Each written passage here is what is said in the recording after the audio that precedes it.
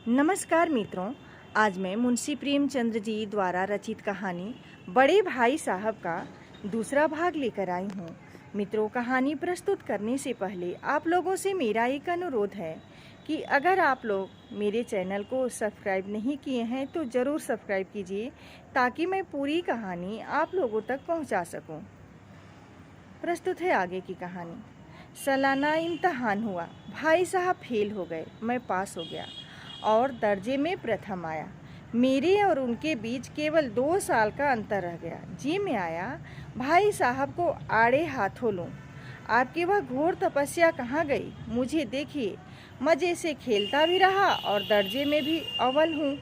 लेकिन वह इतने दुखी और उदास थे कि मुझे उनसे दिली हमदर्दी हुई और उनके घाव पर नमक छिड़कने का विचार लज्जास्पद जान पड़ा।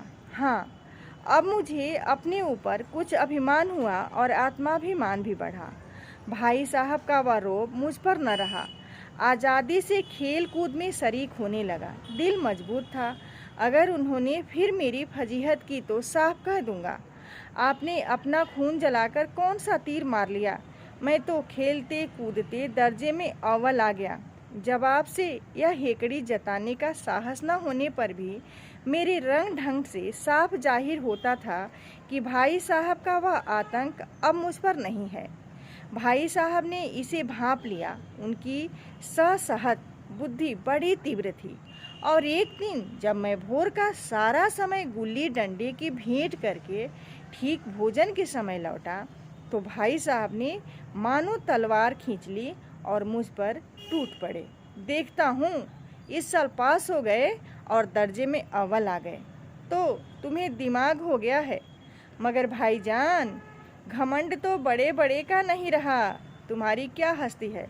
इतिहास में रावण का हाल तो पढ़ा ही होगा। उसके चरित्र से तुमने कौन सा उपदेश लिया, या यूं ही पढ़ गए? महज इम्तहान पास कर लेना कोई चीज़ नहीं है। असल चीज़ है बुद्धि का विकास। जो कुछ पढ़ो उसका अभिप्राय समझो। रावण भूमंडल का स्वामी था। ऐसे राजों को चक्रवर्ती कहते हैं। आजकल अंग्रेजों के राज्य का विस्तार बहुत बढ़ा हुआ है, पर इन्हें चक्रवर्ती नहीं कह सकते। संसार में अनेकों राष्ट्र अंग्रेजों का आधिपत्य स्वीकार नहीं करते, बिल्कुल स्वाधीन है। रावण चक्रवर्ती राजा था। संसार के समीप महीप उसे कर देते थे। बड़े बड़े देवता उसकी गुलामी करते थे। आग और पानी के देवता भी उसके दास थे। मगर उसका अंत क्या हुआ? घमंड ने उसका नाम निशान मिटा दिया। कोई उसे एक चिल्लो पानी देने वाला भी न बचा।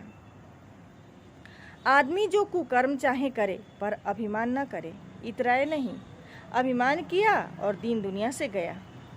शैतान का हाल भी पढ़ा होगा।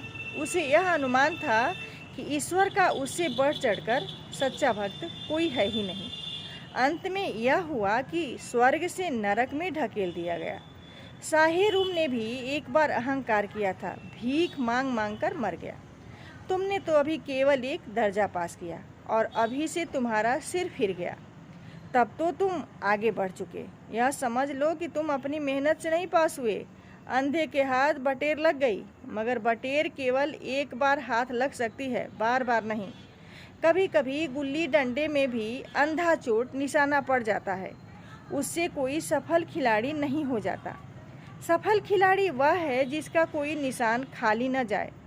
मेरे फेल होने पर न जाओ। मेरे दर्जे में आओगे तो दांतों पीसना आएगा। जब अलजबरा और ज्योमेट्री के लोहे के चने चबाने पड़ेंगे और इंग्लिस्तान का इतिहास पढ़ना पड़ेगा। बादशाहों के नाम याद रखना आसान नहीं। 8 हेनरी को गुजरे हैं। कौन सा कांड किस हेनरी के समय हुआ, क्या यह याद कर लेना आसान समझते हो? हेनरी 7वें की जगह हेनरी 8वां लिखा और सब नंबर गायब। सफाचट। सिर्फ भी न मिलेगा, सिर्फ भी। हो किस ख्याल में? दर्जनों तो जेम्स हुए हैं, दर्जनों विलियम, कोडियो चार्ल्स। दिमाग चक्कर खाने लगता है, आधी रोग हो जाता है। इन अभागों का नाम भी न जुड़ते थे। एक ही नाम के पीछे दोयम, तेयम, चहारम, पंचम लगाते चलते गए। मुझसे पूछते तो 10 लाख नाम बता देता। और ज्योमेट्री तो बस खुदा की पनाह। अ ब ज की जगह अ ज ब लिख दिया और सारे नंबर कट गए। कोई इन निर्दयी मुमतहिनों से नहीं पूछता कि आखिर अ ब ज और अ ज ब में क्या फ़र्क है, और व्यर्थ की बात के लिए क्यों छात्रों का खून करते हो। दाल भात रोटी खाई या भात दाल रोटी खाई, इसमें क्या रखा है। मगर इन परीक्षकों को क्या परवाह, वह तो वही देखते हैं जो पुस्तकों में लिखा है। चाहते हैं कि लड़के अक्षर अक्षर रट जाए, और इसी रटंत का नाम शिक्षा रख छोड़ा है। और आखिर इन बेसिर पैर की बातों को पढ़ने से क्या फ़ायदा। इस रेखा का वह लंब गिरा दो तो आधार लंब से दुना होगा। पूछिए इससे प्रयोजन। दुगुना नहीं चौगुना हो जाए या आधी ही रहे मेरी बला से, लेकिन परीक्षा में पास होना है तो यह सब खुराफात याद करनी पड़ेगी। कह दिया, समय की पाबंदी पर एक निबंध लिखो जो 4 पन्नों से कम न हो। अब आप कापी सामने खोलो, कलम हाथ में लिए उसके नाम को रोइए। कौन नहीं जानता कि समय की पाबंदी बहुत अच्छी है। इससे आदमी के जीवन में संयम आता है, दूसरों का उस पर स्नेह होने लगता है और उसके कारोबार में उन्नति होती है। जरा सी बात पर 4 पन्ने कैसे लिखें। जो बात एक वाक्य में कही जा सके उसे 4 पन्ने में लिखने की ज़रूरत। मैं तो इसे हिमाकत समझता हूँ। यह तो समय की किफ़ायत नहीं बल्कि उसका दुरुपयोग है कि व्यर्थ में किसी बात को ठूंस दिया। हम चाहते हैं आदमी को जो कुछ कहना हो चटपट कह दे और अपनी राह ले, मगर नहीं, आपको 4 पन्ने रंगने पड़ेंगे, चाहे जैसे लिखिए, और पन्ने भी पूरे फुल स्केप आकार के। यह छात्रों पर अत्याचार नहीं तो और क्या है। अनर्थ तो यह है कि कहा जाता है कि संक्षेप में लिखो। समय की पाबंदी पर संक्षेप में एक निबंध लिखो जो 4 पन्नों से कम न हो। ठीक, संक्षेप में 4 पन्ने नहीं, शायद 100-200 पन्ने लिखवाते। तेज भी दौड़िए और धीरे धीरे भी। है उल्टी बात या नहीं। बालक भी इतनी सी बात समझ सकता है, लेकिन इन अध्यापकों को इतनी तमीज़ भी नहीं। उस पर दावा है कि हम अध्यापक हैं। मेरे दर्जे में आओगे लाला तो ये सारे पापड़ बेलने पड़ेंगे, और तब आटे दाल का भाव मालूम होगा। इस दर्जे में अव्वल आ गए हो जो ज़मीन पर पाँव नहीं रखते। इसलिए मेरा कहना मानिए, लाख फेल हो गया हूँ लेकिन तुमसे बड़ा हूँ। संसार का मुझे तुमसे ज़्यादा अनुभव है। जो कुछ कहता हूँ उसे गिरह बांधे नहीं पछताएंगे। स्कूल का समय निकट था, नहीं ईश्वर जाने यह उपदेश माला कब समाप्त होती।